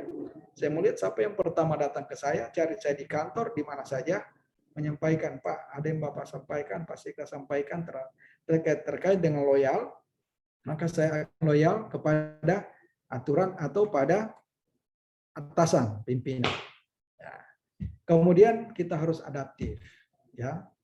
Jangan pada saat situasi sudah berubah Anda masih pada situasi. Kalau dulu kita diberatkan misalnya ada katak ini di dalam tempurung. Ya. Saya waktu PIM 2 2004 yang dulu pertama kita pelajari itu dikasih ilustrasi tentang katak dalam tempurung. Katak kalau sudah dalam tempurung itu dia rasa nyaman, ya. Dia tidak mau tahu tentang di luar ini sudah bagaimana. Situasi di luar sudah kasakusuk tentang apa semua perkembangan, dia sudah merasa nyaman. Katak di dalam tempurung ini kan kita sering mengenal istilah ada katak di dalam tempurung. Nah, itu katak kalau dalam tempurung dia sudah sangat nyaman sekali itu. Dia tidak akan kemana-mana. Ya, ibarat begitu. Tidak adaptif. Nah, pada saat ini tiba-tiba ada yang sudah terjadi di luar lingkungannya. Nah, di situ diibaratkan bahwa orang sudah membakar ini tempurung. Nah, nanti sudah begitu dia baru keluar dari tempurung itu. Nah, jangan begitu, nggak bisa. Ya, saya 2004 dikasih ilustrasi begitu. Oh iya, berarti kita jangan merasa nyaman di satu posisi. Ya, jangan nyaman di satu posisi. Pada saat pimpinan bilang, saudara mutasi ke sana, ya ke sana, pilihlah ke sana, pindah. Nah, padahal kita sudah merasa nyaman di sini, kita sudah kuasai pekerjaan, kita sudah. Tapi jangan ambil sikap demikian. Begitu dipindahkan ya pindahlah, tidak ada masalah. Ya. Kemudian mampu berkolaborasi.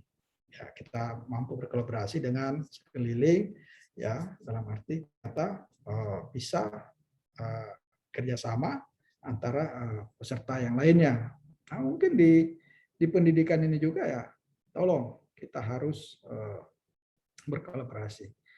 Jadi ini barangkali yang terkait dengan etika, ya kita harus menjadi birokrasi bersih, kompeten dan melayani. Ya, ini yang akan menjadi tujuan daripada aparatur sipil negara yang tujuannya emas di tahun 2024. Barangkali Bapak Ibu sekalian, sebenarnya banyak yang ingin saya sampaikan terkait etika, karena etika ini tentu akan menjadi satu kunci, ya, satu kunci keberhasilan kita dalam menjadi suatu ASN atau pegawai negeri sipil yang baik, ya. Harus kita mempunyai etika dan integritas, ya. Integritas itu berarti purna, ya. Tadi sudah dalam materi dalam slide sampaikan ada kejujuran, bisa kerjasama dan lain-lain sebagainya. Nah, ini harus kita pahami, kita jalani, kita implementasikan bersama-sama bagaimana seorang PNS itu mempunyai etika, ya, dan integritas yang baik. Tadi juga sudah ada contoh-contoh. Jadi sudah gamblang sekali sebenarnya ini yang disampaikan. Ada contohnya, yang mana yang tidak bagus, yang mana yang dari awal slide kita tampilkan yang tidak bagus. Pada akhir slide kita tampilkan yang bagus. Ya, mana seorang ASN bisa berinovasi, dia bisa berbuat, ya.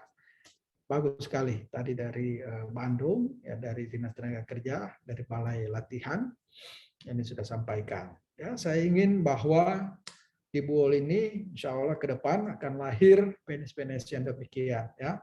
PNS-PNS yang penuh inovasi, yang bisa membuat BUOL ini lebih maju, ya.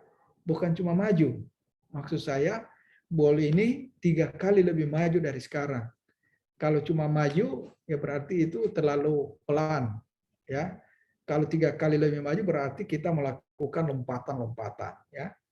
Bukan orang bilang ada yang jalan di tempat, wah ini lebih tidak bagus. Ada orang bilang jalan perlahan-lahan, ada orang bilang berjalan, ada yang hampir berlari, ya. Tapi orang tidak akan tidak akan sama yang dilakukan kalau dia melakukan lompatan. Berarti mungkin dia berlari sekian, tapi lompatannya sudah lebih jauh daripada orang berlari. Saya mau ASN, BUOL yang Anda semua ini yang terangkat pada kondisi yang istilahnya adalah milenial ini mampu, ya, mampu bersaing, mampu menghadapi tantangan ke depan, ya, tentu akan lebih banyak pada teknologi informasi, ya. Tadi juga kan di yang terakhir itu dia bermain di teknologi informasi. Ya, jadi kalau Anda menguasai itu, insya Allah ini akan bagus, dan ini sudah adaptif, ya. Anda sudah adaptif. Contohnya bahwa Latsar ini dilaksanakan dengan situasi kondisi Anda menguasai teknologi informasi. Tanpa itu Anda akan sulit beradaptif, ya, mengikuti Latsar ini dengan baik. Barangkali host dan seluruh peserta, ini saja yang dapat saya sampaikan. Kemudian ada satu tugas, ya. Satu tugas tentang loyal. Anda mau loyal pada aturan atau pada atasan, saya tunggu siapa yang duluan ketemu saya dan menyampaikan hal itu. Nah, tentu kalau dari tim evaluasi meminta nilai, ya saya akan bisiki bahwa ini orang ini yang sudah datang dan menyampaikan. Saya akan ambil 3 orang saja. Barangkali demikian, terima kasih atas perhatiannya. Saya kembalikan ke host, Pak Arfandi, Kepala Bidang PSDM Kabupaten Bogor. Silakan. Ya, terima kasih. Assalamualaikum warahmatullahi wabarakatuh. Waalaikumsalam warahmatullahi wabarakatuh. Terima kasih Pak Sekda. Coba kita semua lihat jam, boleh? Sekarang pukul 21.28. Ini demonstrasi integritas yang dipertontonkan Pak Sekda selaku penceramah. Beliau betul-betul komitmen 90 menit pembelajaran. Betul, Bapak Ibu? Betul, Pak. Ya, tepat 2 JP 90 menit. Ya, ini demonstrasi integritas yang saya kira karena menjadi habituasi, kebiasaan, maka dia memang mengalir ya sendiri. Terima kasih Pak Sekda yang sudah berbagi ilmu, berbagi pengalaman dalam ceramah saat ini.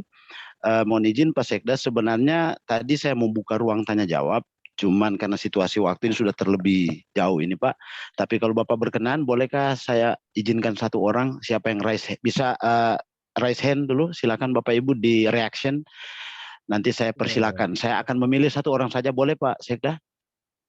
Silakan. Oke, saya memilih satu orang saja mungkin yang sudah memasang raise hand dari pertama.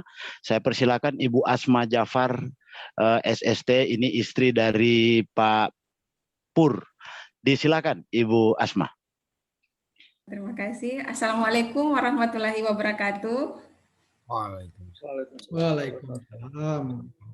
Yang kami hormati Pak Sekda Buol, yang kami hormati evaluator dari provinsi, yang kami hormati Pak Kabid, terima kasih atas kesempatan yang telah diberikan.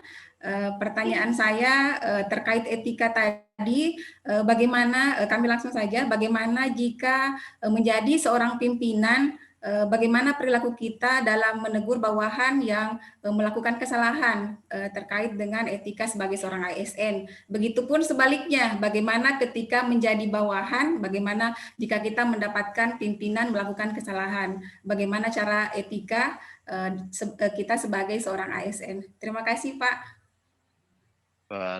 Luar biasa pertanyaan. Silakan Pak Sekda. Ya.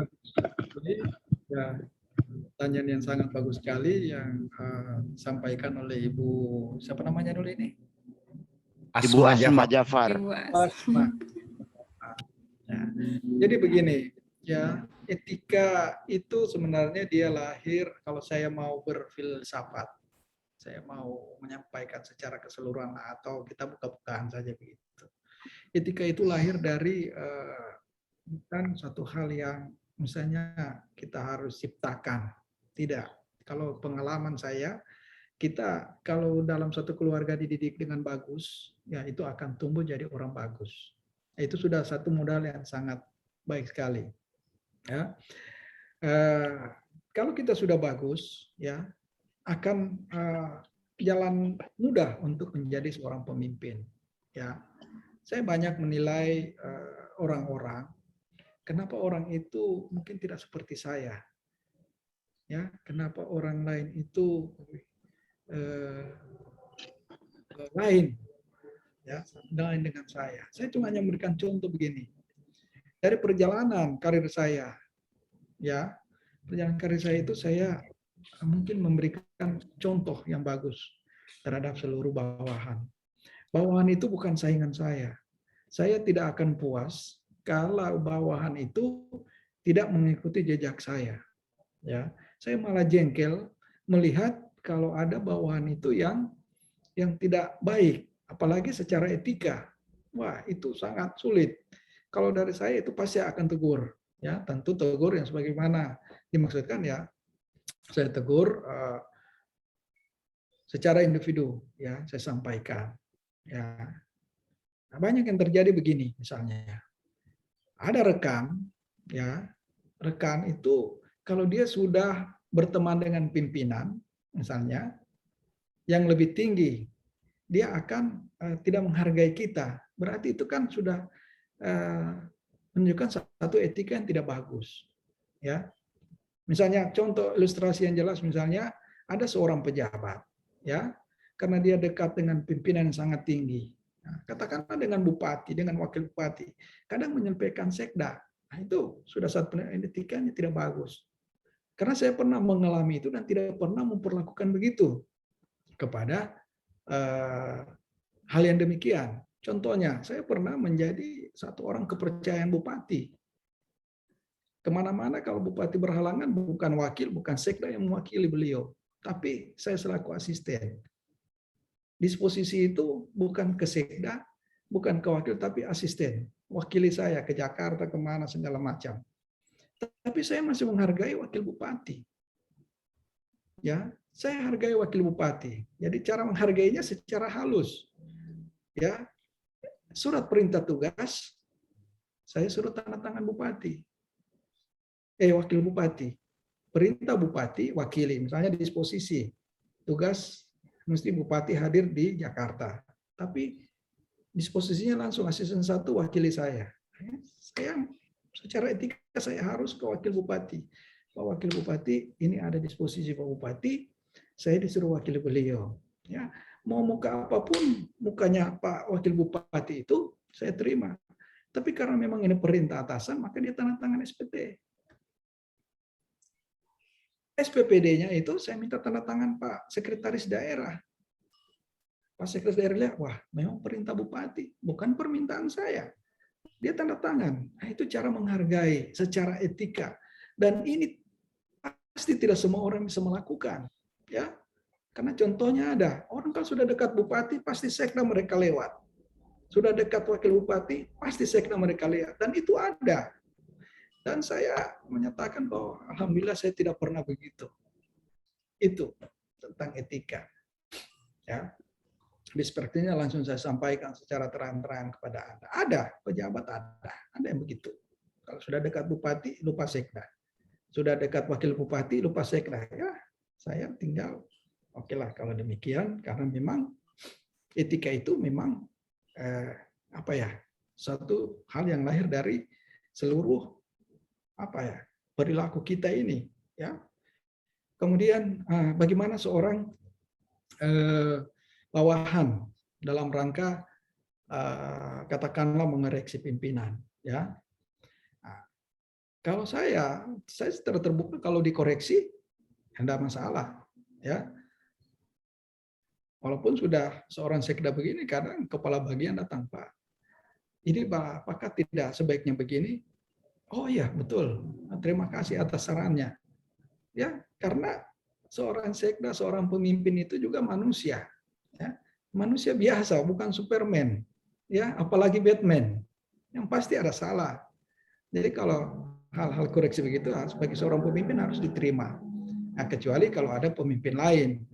Nah, kebetulan kalau ke saya terima aja itu kalau ada koreksi demikian, ya, karena memang kita bukan Superman, ya, karena memang manusia itu ya tidak sempurna dan ada salah, tidak masalah, ya, sepanjang itu. Nah, jadi kalau kita menyampaikan harus secara baik juga.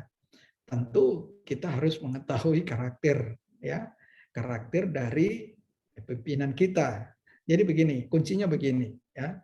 Yang pertama Anda lakukan sebagai staf itu pelajari karakter dari pimpinan Anda.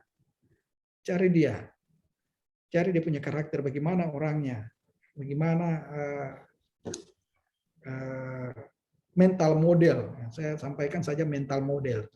Karena begini, dari Anda semua ini, jumlah Anda semua ini pasti mental modelnya beda. Ya, demikian juga terhadap pimpinan Anda, itu pasti beda, mental modelnya beda. Mental model berarti hampir sama dengan karakter masing-masing. Lihat ini orangnya bagaimana. Tentu kalau orang pemarah, orang gampang tersinggung, penyampaian tidak sama dengan orang yang bisa menerima, welcome sekali terhadap seluruh syarat dan kritik yang membangun dan lain-lain. Artinya ini tinggal cara saja dari kita untuk memahami siapa pemimpin kita dulu, gitu, ya. Barangkali begitu dari saya. Terima kasih atas pertanyaannya. Ya, terima kasih Pak Sekda atas jawabannya. Saya kira jelas, tidak ada diskusi lanjutan. Ibu Asma bisa ya? Bisa Pak, bisa. Oke, ya mohon maaf untuk antusias kali ini Pak Sekda, seluruh peserta ini hampir semua raise hand, tapi saya close dulu Pak, karena kita sudah berada di pukul 21.37, setengah 10 Pak, tidak terasa saking menariknya materi dan percakapan ini Pak. Pak Sekda mohon izin, saya hanya ingin mengingatkan kembali video untuk seluruh CPNS. Tadi dia menekankan bahwa inovasi yang dia lakukan itu Rp0 tanpa biaya APBD maupun APBN. Nah, saya teringat arahan Pak Sekda di kami di BKPSDM, khususnya di kami di bidang pengembangan, bagaimana Pak Sekda pernah arahkan bahwa kalau ada uang, semua orang bisa bekerja. Nah, tapi bagaimana berinovasi tanpa uang? Jadi video ini baru muncul, arahan ini sudah kami terima jauh hari. Itu mungkin Pak Sekda. Seluruh CPNS terkait tugas Pak Sekda tadi, mohon izin Pak Sekda, di samping tugas yang Pak Sekda sudah sampaikan tadi, juga seluruh CPNS harus membuat resume materi malam hari ini. Itu kami tunggu jam 9 di bidang pengembangan SDM. Sebelum saya akhiri ini. Jadi jam 9 kami tunggu, dan ada tugas dari Pak Sekda tentang loyal terhadap atasan atau loyal terhadap peraturan. Kalau itu dicatat, ini 2 tugas. Mungkin bisa diakhiri Pak Sekda atau ada tambahan lagi? Ya, closing statement barangkali. Ya silakan Pak Sekda. Jadi betul apa yang disampaikan Andi, ya begitulah. Jadi begini ya, adik-adik semua. Kalau Anda mau ukur kinerja, ya, itu dari target yang sudah ditentukan dia harus lebih. Itu kinerja. Jadi misalnya Pak Arfan ini bikin pelatihan dengan biaya sekian, tapi dia bisa laksanakan dengan jumlah yang sekian. Nah, berarti itu satu kinerja yang sangat bagus. Ya. Kemudian Anda jangan bekerja kalau ada uang. Jangan bekerja kalau ada uang. Nah, itu pasti akan tidak menimbulkan inovasi. Sebab begini, siapa saja kalau ada uang pasti dia bisa lakukan. Jadi jangan aduh nanti ada duit baru saya mau kerja yang bagus. Jangan, tolong jangan. Karena saya sudah praktekkan ini semua. Ya, saya sudah praktekkan bagaimana satu kinerja bagus itu tadi sebagaimana contoh dari yang sekian kita bisa lebih melakukannya. Kemudian saya sampaikan bahwa jangan tergantung dari uang yang ada. Ya, kalau uang yang ada, bukan nanti Anda di situ Anda bisa, orang lain juga bisa. Ya, jadi siapa saja kita taruh situ bisa mengerjakan sesuatu kalau ada uang. Tapi bukan berarti kalau uang juga menentukan segalanya. Tidak. Ya, di situ kita diajak berpikir, di situ kita diajak nanti berinovasi. Oh, kalau begitu ini kita lakukan ini, kita lakukan ini. Nah, itu sudah berpikiran untuk berinovasi itu namanya. Ya. Kan tidak ada uang, tapi dia bisa melakukan. Ya. Inovasi itu kan begitu. Ya. Inovasi itu hal sesuatu yang tidak ada dia bisa adakan tentu dengan satu pemikiran, satu langkah yang inovasi lah, yang inovasi yang oh iya ini. Jadi itu yang harus Anda lakukan. Ya, barangkali demikian. Terima kasih atas semuanya. Assalamualaikum warahmatullahi wabarakatuh. Selamat malam. Terima kasih. Demikian close statement dari Pak Sekda. Terima kasih Pak Sekda. Mungkin perlu kita garis bawahi terakhir ini, saya tertarik apa yang Pak Sekda sampaikan tadi bahwa Anda pintar tetapi Anda tidak berintegritas, Anda tidak berarti apa-apa. Ini tolong dicatat Bapak Ibu. Saya menunggu resume itu besok jam 9. Sekali lagi terima kasih Pak Sekda, sehat selalu, sukses untuk Pak Sekda dalam menjalankan tugas dan tanggung jawab Pak. Terima kasih. Ya, selamat malam ya. Terima kasih juga untuk seluruh CPNS yang sudah berpartisipasi aktif, mengikuti kegiatan dengan baik. Selanjutnya saya serahkan room ini ke Pak Rahmat Hidayat selaku evaluator yang masih fresh. Terima kasih. Assalamualaikum warahmatullahi wabarakatuh. Selamat malam. Waalaikumsalam warahmatullahi wabarakatuh dan selamat malam. Terima kasih Pak Sekda udah memberikan meluangkan waktunya untuk kedua kalinya nih. Semoga diberikan kesehatan sehingga kita masih bisa berbagi lagi dengan teman-teman dan bukan demonstrasi integritas saja Pak. Materinya ini seperti demonstrasi masalah. Inilah analisis C3 dan C4 yang diberlakukan di pelatihan dasar secara virtual. Jadi bukan pemahaman lagi apa sih etika itu, apa integritas, tapi kalian diberikan masalah, digambarkan masalah dan silahkan mencerna sendiri. Terima kasih teman-teman, Bapak Pak Sekda ya sudah memberikan waktunya dan Pak Arfandi sudah memfasilitasi ceramah ini dengan sangat baik. Terima kasih Pak Kabit. Siap. Dan kepada Bapak Ibu semua, saya Pak Rahmat, mohon maaf tadi saya kelupaan laporan tutup Ibu Dini Noviani. Mohon maaf ya, mohon maaf. Silakan. Mohon maaf Pak Sekda. Ya silakan. Ibu mana Ibu Dini? Ya, terima kasih Pak. Lapor pembelajaran pada malam hari ini telah selesai. Laporan selesai. Ya, silakan bubarkan. Sebelum kita akhiri pembelajaran kita pada malam hari ini, marilah kita berdoa menurut kepercayaan kita masing-masing. Berdoa dimulai.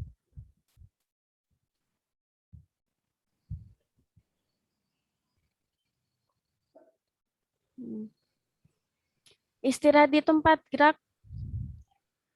Oke. Silakan Pak Rahmat, saya izin live. Pak Sekda mohon izin. Terima kasih sekali lagi Pak Sekda dan Pak Arfandi, silakan meninggalkan ruangan dan melanjutkan, mungkin sudah jam istirahat. Terima kasih sekali lagi Bapak Ibu semuanya. Dan untuk pendampingan malam ini, teman-teman, nanti hari apa Pak Arif? Besok setelah sholat Jumat, Pak Rahmat. Hari Jumat. Kosong ya? Iya, besok kosong. Oke. Untuk 96 besok kosong. Setelah Jumatan, tolong pelajari malam ini karena 96 sudah saya konfigurasikan pelatihan asinkronusnya. Lihat di Kolabjar dan kita akan ketemu besok setelah Jumatan jam 1:30 untuk penguatan kembali. Yang kemarin tidak bisa online akan saya tampilkan secara online. Ya teman-teman ya. Mudah-mudahan kalau teman-teman 95 juga kosong, silahkan bergabung. Kalau ada Oh, ada Pak Reza, Pak Rahmat. Ada Pak Reza ini. Kenapa? Kok matikan suaranya? Wah, kurang ajar. Mati lampu di sini Pak Rahmat, mati lampu. Oh gitu. Gardu listrik masih terbakar Pak. Wah. Masa saya harus menggunakan cahaya lampu, terus harus bercahaya sekali saya nanti kan bisa mengalahkan cahaya Bapak. Saya tidak mau menyalahkan koordinator saya. Aduh. Biasa. Malam-malam nyalakan lilin tahu kok. Ngapain? Oh, iya.